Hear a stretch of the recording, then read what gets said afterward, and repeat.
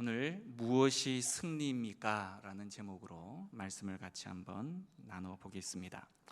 오늘 우리가 읽은 본문의 이 사건은 예수님께서 마가의 다락방에서 제자들과의 마지막 만찬, 그리고 세족식, 그리고 강론을 다 마치신 이후에 감난산의 겟세마네 동산으로 제자들과 함께 나아가셔서 따로 세 차례나 아버지 하나님께 괴로움을 토로하며 기도한 이후의 내용에 해당되어집니다.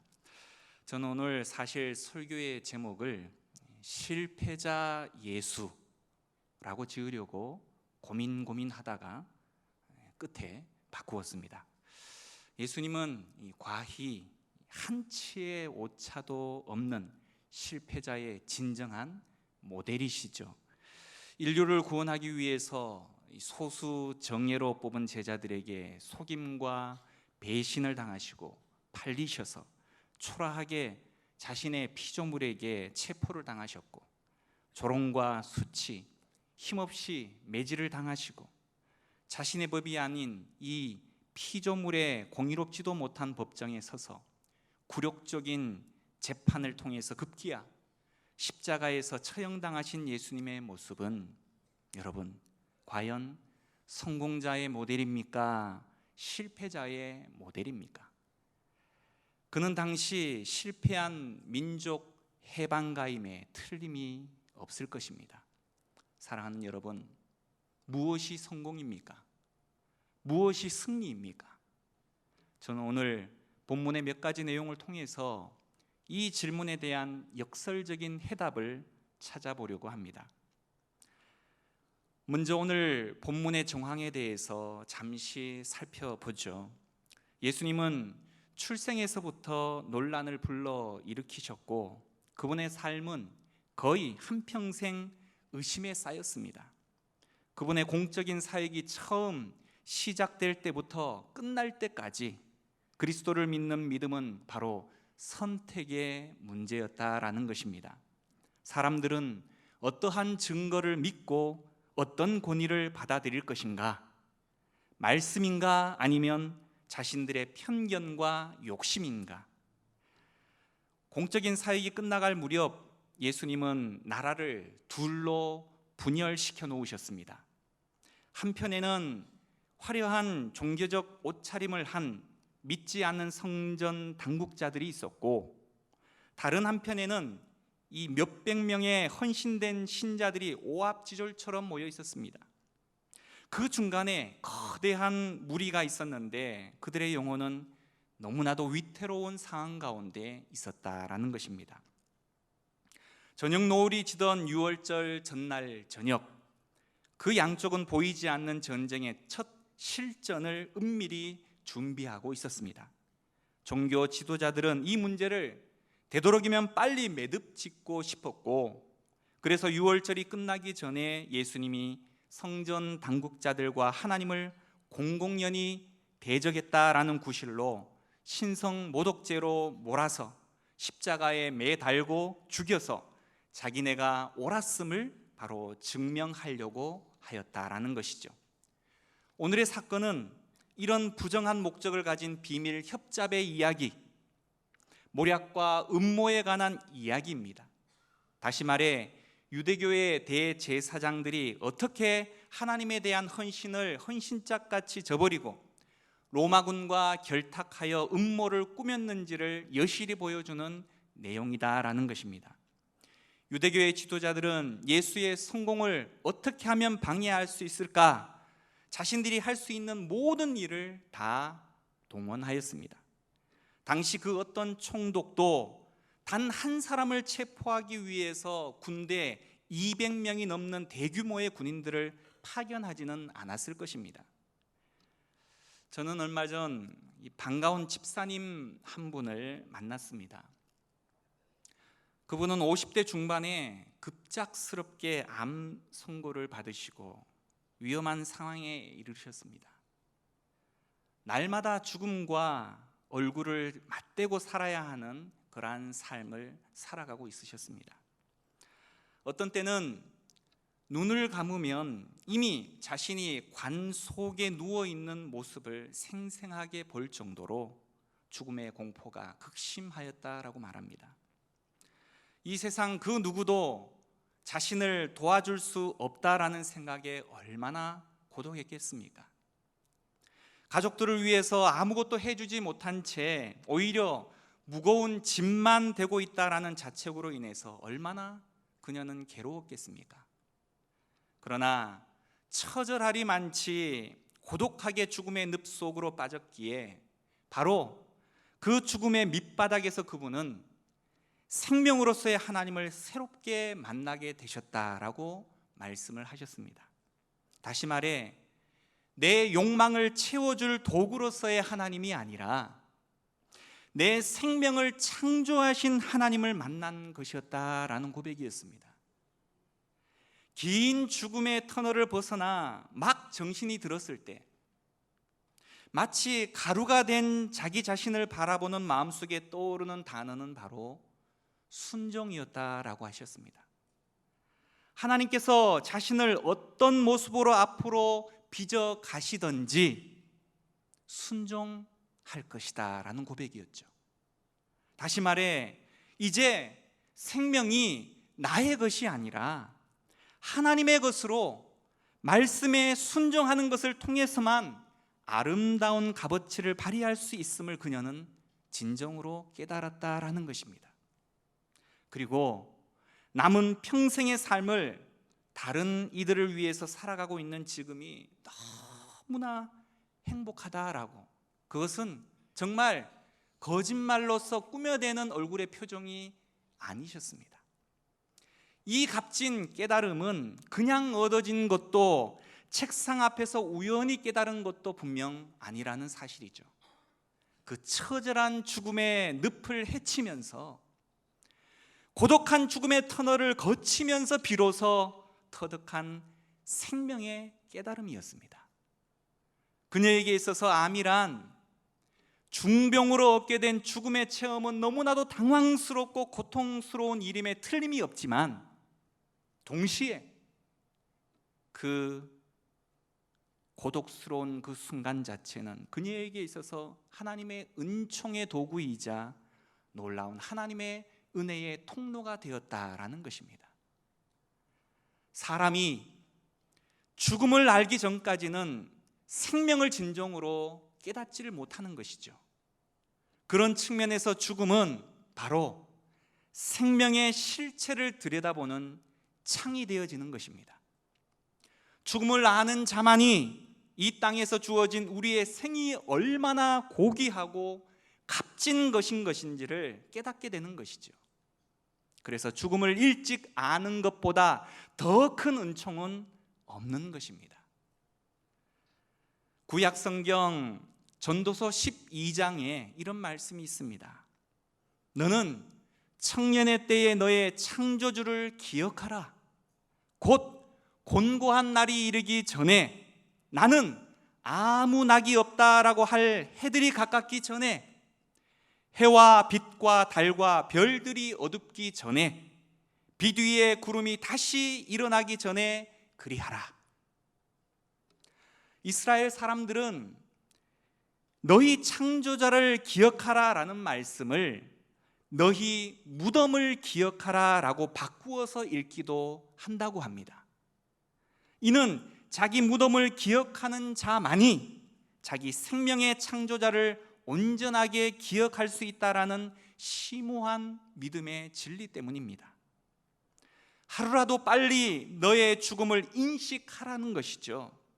바로 그 사람이 한 시간이라도 더 빨리 나의 생명이 나의 것이 아니라 하나님의 것임을 깨달아서 영원한 내 생명의 창조자 되신 하나님의 뜻과 법에 순종하면서 그 인생이 바르게 세워질 수 있다라는 참된 진리 때문인 것입니다. 오늘 본문 1절은 이렇게 시작을 합니다. 예수께서 이 말씀을 하시고 제자들과 함께 기드론 시내 건너편으로 나가시니 그곳에 동산이 있는데 제자들과 함께 들어가시니라. 예루살렘 동쪽 벽과 감람산을 갈라놓는 오늘 이 1절에 나오는 기드론 시내, 이 시내는 1년에 몇 번 폭우가 쏟아지는 경우를 제외하고는 언제나 말라 있는 곳입니다. 그래서 옛날 이스라엘 사람들은 이곳을 기드론 계곡으로 불렀습니다. 그곳은 일찍부터 공동묘지로 사용되어졌었는데 아버지의 왕권을 빼앗기 위해서 칼을 겨누었던 이 페류나 압살롬의 무덤도 이곳에 쓰였고, 에스겔 선지자가 마른 뼈들이 살아난 환상을 본 곳도 이곳이라고 이스라엘 사람들은 생각하고 있는 곳입니다. 이스라엘에 있어 기드론 계곡이란 바로 무덤의 계곡, 죽음의 계곡이었다라는 것이죠.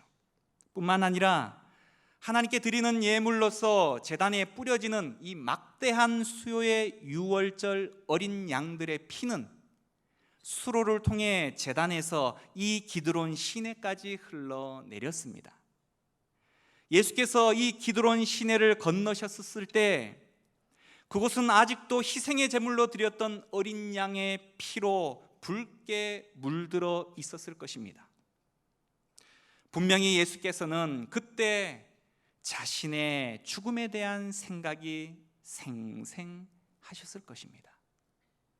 다시 말해 예수님은 체포당하시기 이전에 이미 그 자신의 죽음의 골짜기에서 당신의 생명은 더 이상 자신의 것이 아니라 바로 하나님 앞에서 그 죽음을 100% 수용하셨다라는 것입니다.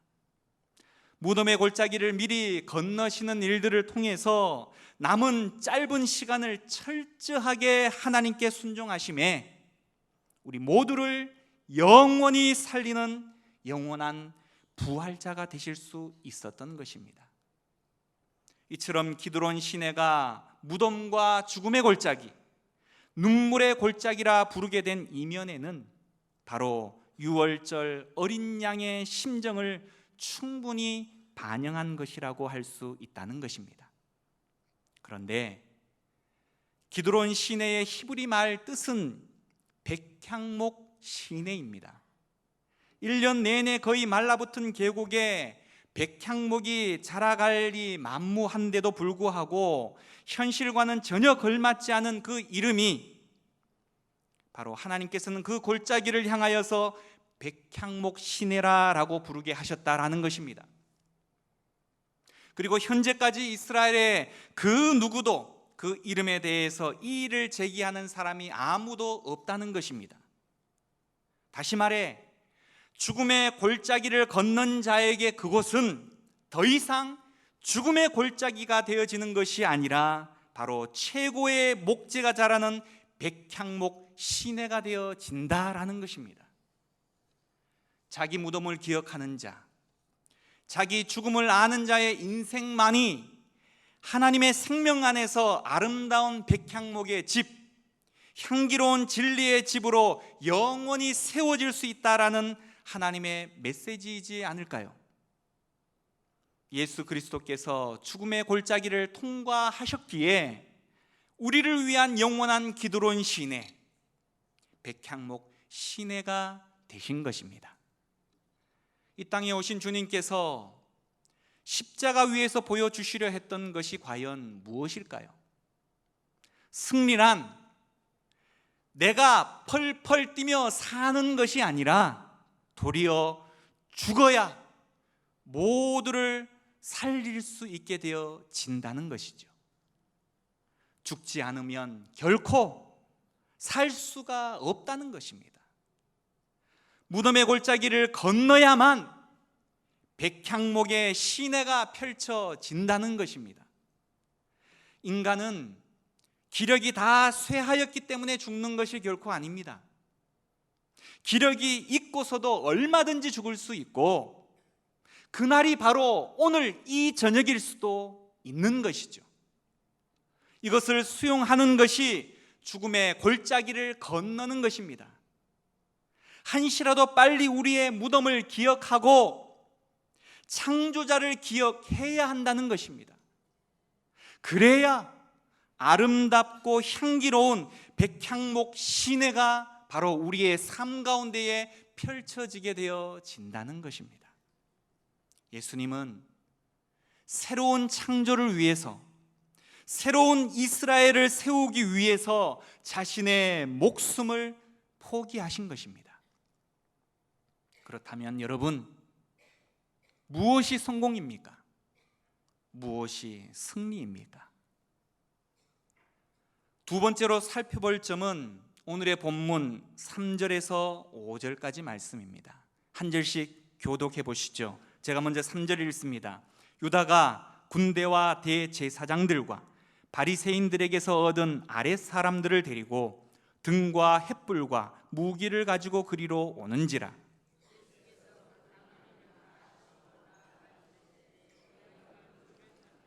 대답하되 나사렛 예수라 하거늘 이르시되 내가 그니라 하시니라. 그를 파는 유다도 그들과 함께 섰더라. 아멘. 유다는 대제사장들과 바리새인들에게서 얻은 하속들과 또한 로마 군인들 두 무리의 안내자 역할을 하였습니다. 그의 최대 관심사는 이스라엘의 민족적인 해방, 가난한 자의 구원에 있었습니다.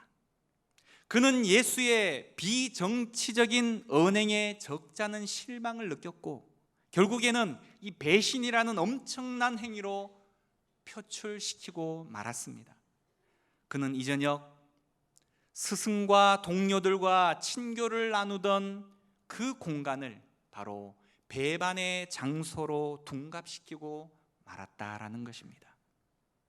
병사들은 아무도 이 저녁에 도망가지 못하게 동산 주변을 에워쌌습니다. 하지만 이미 예수님은 결코 도망치려고 하는 의도가 오늘 본문에 보면 전혀 드러나지 않는 것처럼 보입니다.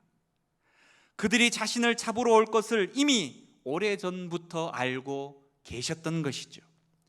자신을 죽음으로 몰아갈 자가 누구인지, 언제쯤 체포되실는지, 어떠한 모습으로 죽음에 이르게 되실지까지 이미 너무나 잘 알고 계셨다라는 것입니다.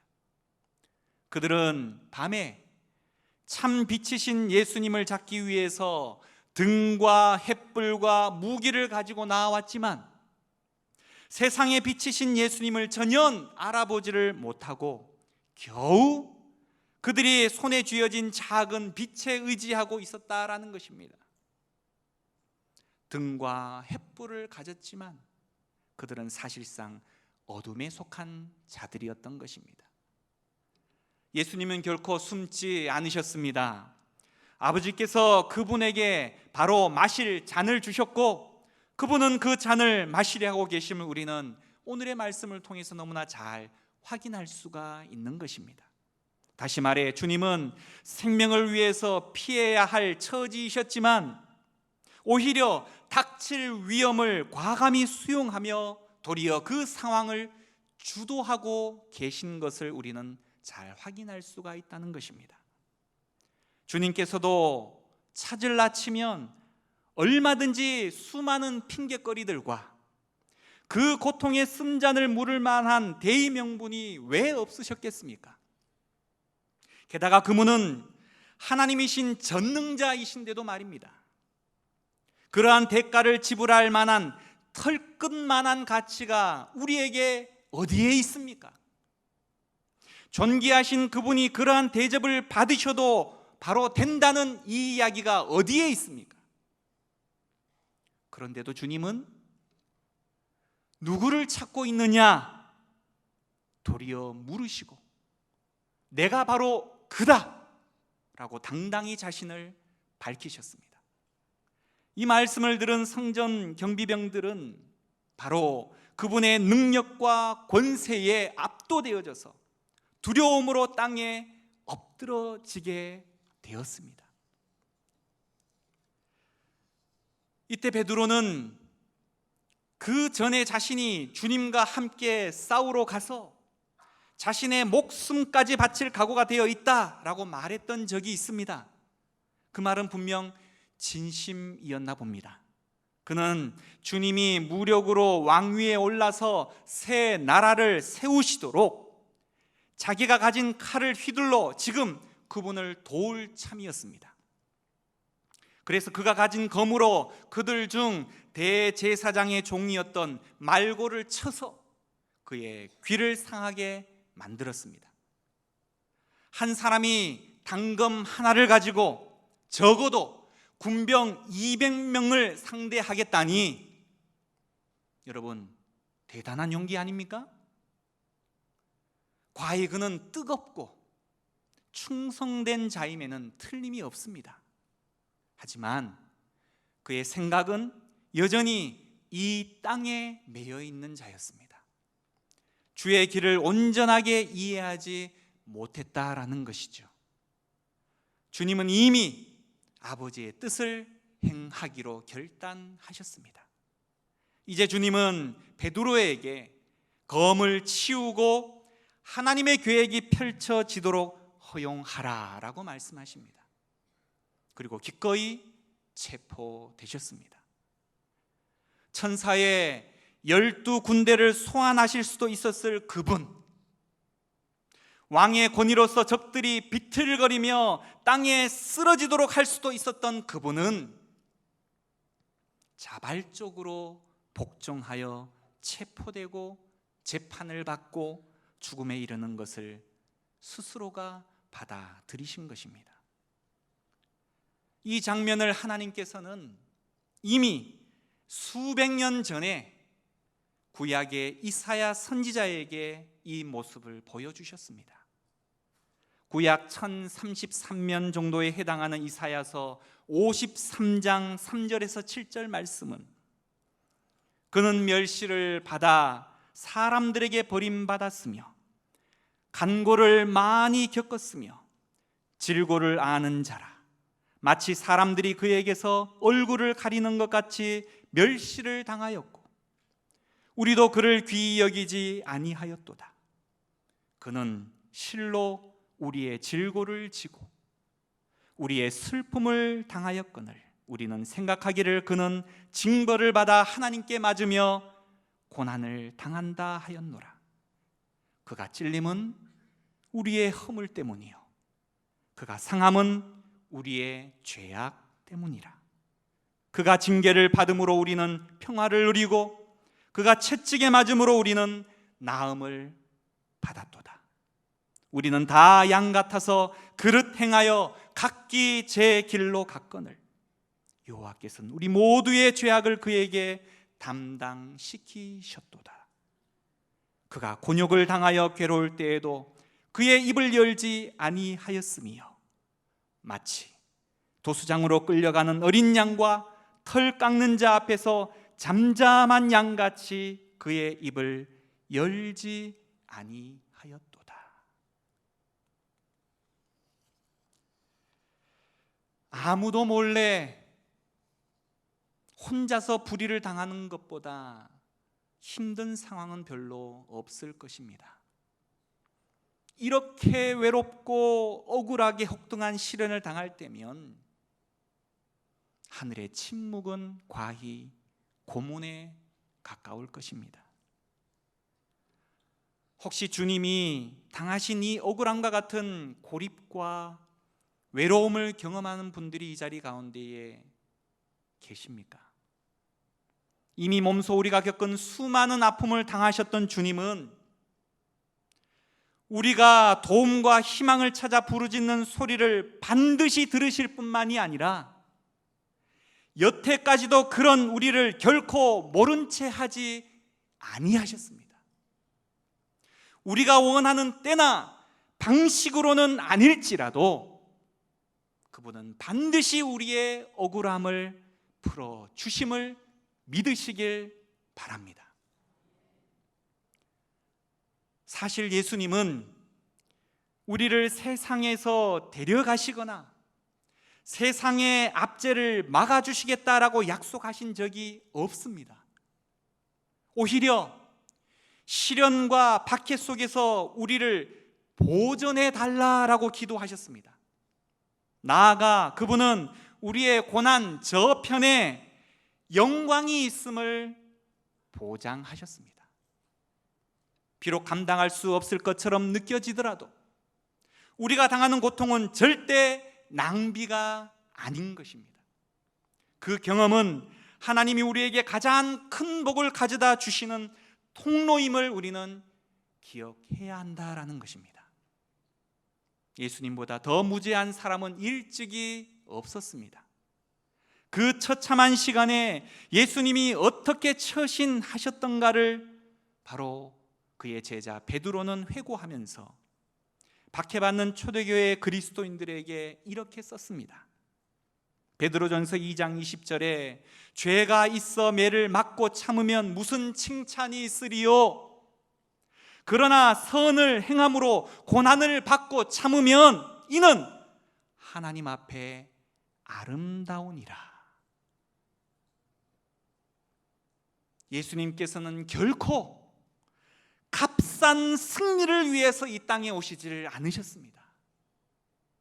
도리어 자신의 죽음을 통해서 백성을 구원하실 희생을 통한 위대한 승리를 바로 자신의 순종을 통해서 온전히 이루셨던 것입니다.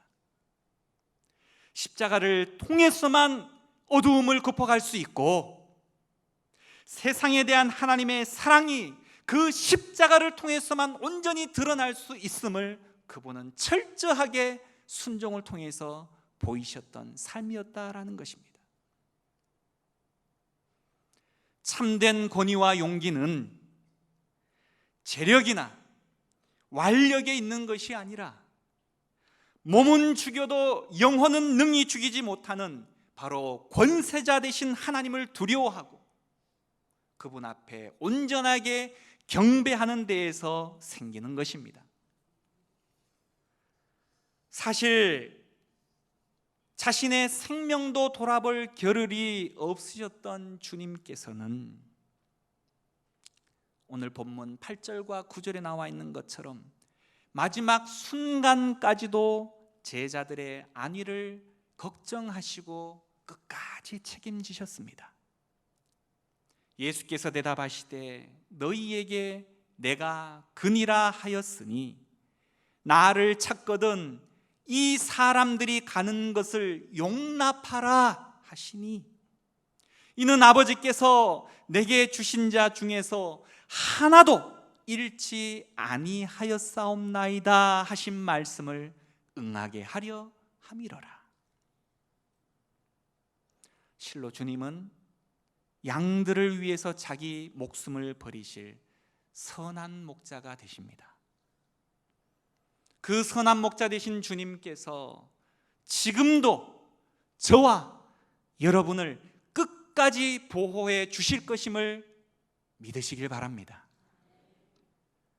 성도가 경건한 삶을 추구하려면 핍박을 피할 수가 없는데 이때 우리는 그리스도의 군사라는 사실을 유념하시고 비굴한 모습을 보이기보다는 좀 당당히 맞서는 용사가 되도록 힘써야 할 것입니다. 군복을 입고 무기를 지녔다고 모두가 용사는 아닌 것입니다. 자신에게 돌아올 불이익이 두려워 머뭇거리거나 우리는 주님을 부끄럽게 만드는 그러한 종으로서의 모습으로 더 이상 하나님 앞에 설 수 없다는 것입니다. 세상 사람들 중에서도 대의 명분을 위해서 기꺼이 자신의 목숨을 내어놓는 이들이 있는데 그들은 사실상 내세에 대한 그 어떤 보장도 없음에도 불구하고 이런 결단을 내립니다. 하물며 내세가 확실히 보장된 우리가 하나님의 의를 이루는 일에 소극적으로 임한다면 얼마나 부끄러운 일이 되겠습니까? 예수님의 제자들에게 오늘 약속하셨듯이 악을 행하는 사람들이 얻는 승리는 잠깐 뿐입니다. 그들은 자기들이 창조주를 대적하여 휘두른 바로 그 무기들로 인하여서 도리어 자멸할 것입니다. 반면에 성육신 하신 말씀은 영광스러운 부활의 몸으로 무덤에서 다시 살아나서 질병과 재앙과 죽음과 썩음을 이기고 반드시 죄와 악을 정복하실 것입니다. 이제 세상은 더 많은 종교가 필요한 것도 아니고 더 많은 훌륭한 설교자들을 필요로 하는 것도 아니고 더 화려한 예배당을 필요로 하는 것도 아닙니다. 겟세마네 동산에서 하나님께 절박하게 드린 예수님의 기도를 묵상하기를 원합니다. 마가복음 14장 36절 말씀에는 아빠 아버지여, 아버지께는 모든 것이 가능하오니 이 잔을 내게서 옮기시옵소서. 그러나 나의 원대로 마옵시고 아버지의 원대로 하옵소서. 나의 원대로 마시옵고 아버지의 원대로 하옵소서.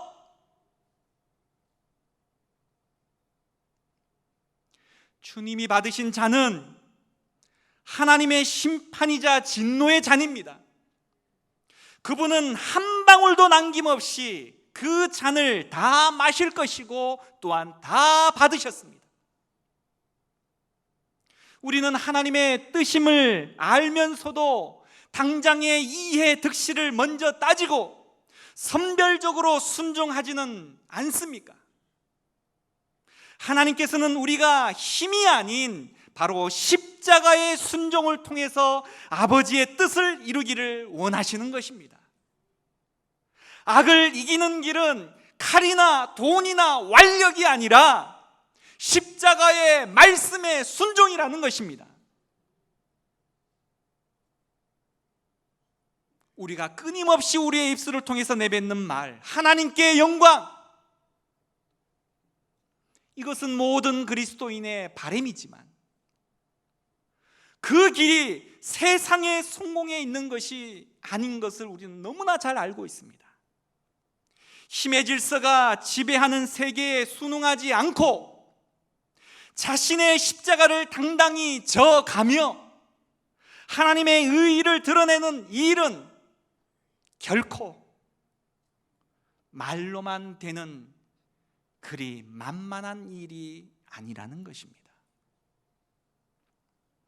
사랑하는 성도 여러분, 승리가 무엇입니까? 성공이 무엇입니까? 오늘의 말씀이 우리 각자의 그릇된 성공 만능주의, 물질 만능주의에 다시는 자라지 못하도록 과감하게 성령의 검을 꽂을 수 있는 결단의 시간이 되기를 원합니다. 함께 기도하기를 원합니다.